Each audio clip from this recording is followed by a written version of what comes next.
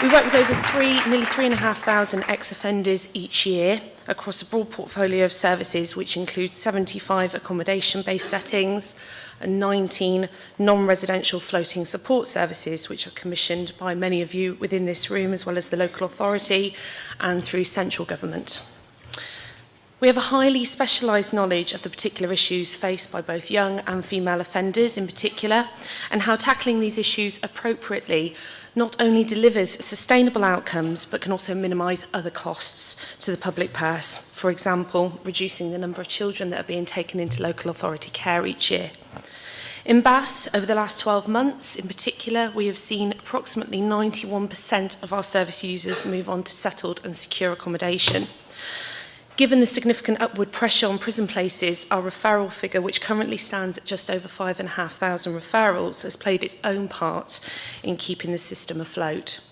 I'm not going to reel off a huge ream of statistics. This isn't a sales pitch, but I will give you some 3 statistics that I think about Bass that are important. So to date, 12% of offenders were breached and returned to prison, 24% participated in paid work, and 66% participated in E2E type activities in preparation for work.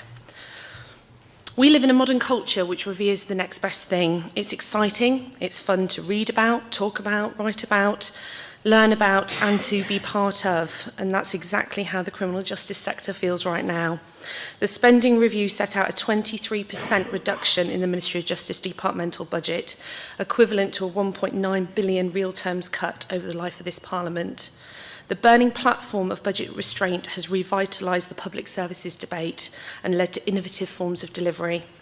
Whilst other departments perhaps need to reboot the public services reform agenda, both the Home Office and MOJ are once again independently rated as some of the best performers.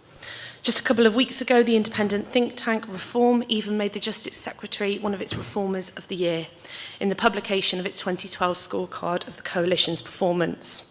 They concluded that the MOJ had made the best arguments for competition of any department and translated them into action. The point of public service reform is to improve public services, but what exactly is the rehabilitation revolution designed to fix? Is it because we want to reduce costs? Is it because we want to improve outcomes? Is it because we want to encourage a more dynamic market? At Home Group, we feel it's achieving all 3 of those. Annual spending on prisons and probation is at 5.5 billion, yet reoffending, as we've heard this morning and we all know, is remaining chronically high, with over 40% of adult offenders are convicted of a further crime within a year of completing a custodial community sentence, and reoffending costs the UK economy approximately £12.5 billion a year. It's essential that the government finds ways of tackling reoffending more effectively and does so with less money. The benefits of doing so are clear, as the CBI estimates a reduction of reoffending of 20% could save the criminal justice system £1.1 billion each year. As Ken Clark has repeatedly argued, many aspects of the criminal justice system represent very, very bad value for taxpayers' money. The waste of money is bad enough, but the human cost is unforgivable. Citizens need to feel safe, secure and well protected, yet custodial and community sentences are evidently not currently rehabilitating offenders effectively. Neither the taxpayer, society nor those caught up in crime will profit from that. The UK's criminal justice system must ensure offenders are punished appropriately but also rehabilitated. An unreformed justice system that fails to break the cycle of crime, as we are repeatedly told, an expense the taxpayer cannot afford. Payment by results and the innovation pilots may grab a lot of the headlines, but at the level of what we might well call the plate tectonics, it's a growing emergence of innovative partnerships that is really going to make the difference in revolutionising rehabilitation. When you're able to work in partnership, playing to each other's strengths, that is when you can realise the potential to get massive savings, but more importantly, better outcomes for individuals. Alongside the all-important compliance, there does need to be a much greater focus on what has traditionally been viewed as the softer skills of care and support. We at Home Group are a rapidly growing national provider, providing a wide range of personalised services. Some of the offender groups that we work with have very, very complex needs, and there is no single easy link between resources and results. However, Through motivation and engagement with individuals, the opportunity for positive change is so much greater. Within BAS, we've delivered significant success where we've worked with individuals through our unique and uncompromising blend of compliance and support, rather than one or the other. Offender resettlement prepares service users for move on so that they can live safely and independently within the community, and we can do so in a way that is much more cost effective than the average direct resource cost per prisoner of around £26,000 a year, or £518 a week, which the MOJ use within their annual reports and accounts for 2010-11. It's effective case management, encouraged and nurtured by PBR, that is crucial to us breaking the cycle. Perhaps nothing summed this up better case management than the story of Ahmed, who I recently met on a visit to one of our BAS services. Ahmed was referred to BAS from prison on HCC with a tag as a support-only service user, and he'd been convicted of drug offences and was determined to break that cycle and not return to that lifestyle. Ahmed moved back to the family home with his parents and siblings, and from day one, he knew that he needed additional support to really stop him returning to those old temptations. And with the help of his family and our support officer, he cut himself off from those former friends who were a negative influence on him. Ahmed said that he didn't want to claim state benefit and he wanted to get a job as soon as possible, and he felt that getting a job combined with the support that Stonham could give him would get him back on track. He did try getting some employment at a local warehouse but was unsuccessful.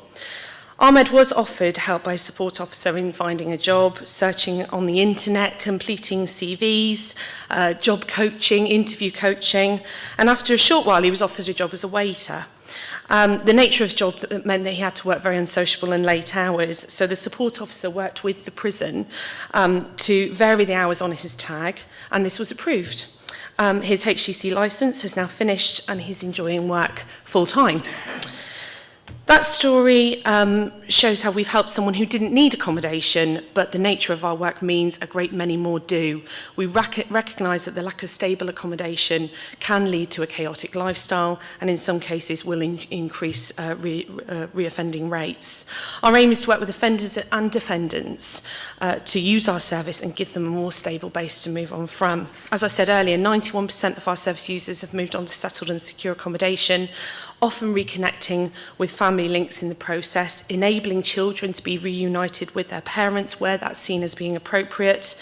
The support officers have actively helped service users to gain employment, training, education, linked into welfare benefits, grants for furniture, choosing a property in a location that's suitable for their needs, and also working closely with many of the agencies that are in this room today. Our involvement in this process seeks to disrupt the grim cycle of reoffending and the high correlation between homelessness and reoffending rates. The introduction of payment by results to reduce reoffending demonstrates a welcome commitment to value for money. Crispin has said that the government would only pay for genuine success at rehabilitating criminals and by making providers financially accountable for their performance. We strongly support payment by results, believing it's more important to be paid for outcomes achieved with clients rather than how long a support officer has actually been working with them. But it also needs to be done in a way that protects the smaller providers out there, and I do believe that it's possible through the blended 80-20 rate. If we fail to get that rate right, there is a real danger that we'll see many within this sector struggle to adapt. Having a diversity of provider, whether it's from public, private or third sector, competing to deliver service results, whilst also reducing the cost and improve service quality, is absolutely essential.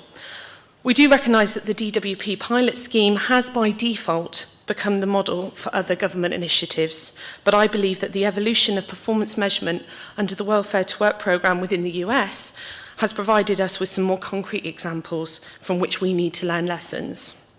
Commissioners working with providers need to show a degree of flexibility through which changes to terms and conditions for contracts can be made so that payment by results can truly flourish.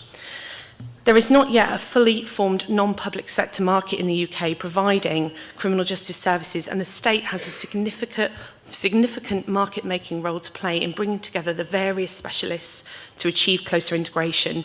We're very fortunate with the scale of Home Group and through Stonham, where we directly manage over 600 services, work with over 26,000 vulnerable people each year, and on the housing side of our group, we have access to 55,000 properties across England and Wales. So we have got the balance sheet to support payment by results in a way that many of our smaller providers just do not. Genuine competition needs a breadth of players. Competition strategies have in the past tended to focus on those things that were easy to outsource, predominantly where compliance was involved. I really am hopeful that the current competition strategy with the MOJ will have a broader horizon and package up contracts in a much more effective and innovative way.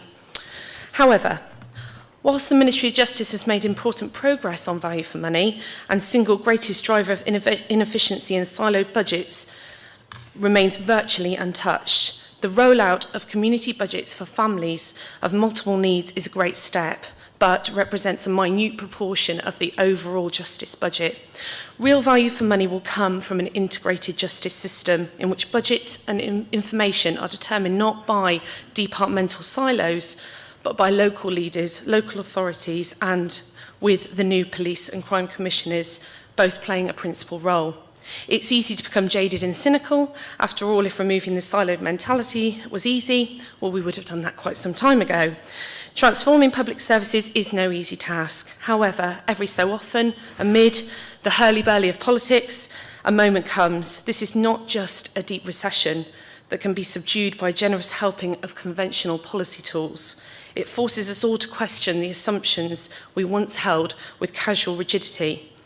The journey is as important as the destination, and I'm therefore genuinely optimistic that we can get there. I'll give you a very short example, or I can do that later if you'd like to come to the bus stand. Austerity is the new norm. As a sector, we face reduced budgets and a policy environment which has undergone a whole kaleidoscope of rapid and significant change. Those measures present challenges and opportunities in equal measure. A radically different fiscal and policy climate demands new approaches.